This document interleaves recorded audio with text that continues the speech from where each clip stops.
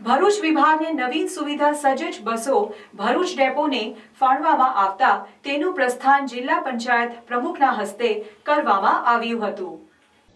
ભરૂચ વિભાગને નવીન સુવિધા સજ્જ બસો ભરૂચ ડેપોને ફાળવવામાં આવતા તેનું પ્રસ્થાન જિલ્લા પંચાયત પ્રમુખના હસ્તે કરવામાં આવ્યું હતું।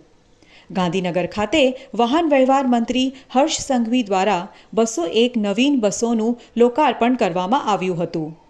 જેમાં ભરૂચ વિભાગને 11 નવીન સુવિધા સજ્જ બસો ભરૂચ ડેપોને ફાળવવામાં આવી હતી, જેને ભરૂચ જિલ્લા પંચાયતના પ્રમુખ મહેન્દ્રસિંહ વાસદિયા દ્વારા ડેપો મેનેજર વિશાલ છત્રીવાલા તેમજ ડેપોના કર્મચારીઓ અને મુસાફરોની ઉપસ્થિતિમાં બસોને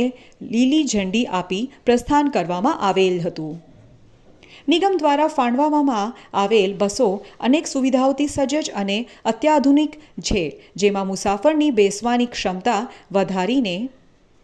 54 સીટ કરાવવામાં આવી છે, તેમજ બસમાં ડિજિટલ ક્લોક, રિવર્સ કેમેરા, આરામદાયક સીટ, ડ્રાઈવર સીટ પર ફેન, બસમાં કચરાપેટી, ફર્સ્ટ એડ જેવી તમામ સુવિધાઓથી સજ્જ બસો મુસાફરો માટે સંચાલનમાં મૂકવામાં આવી છે।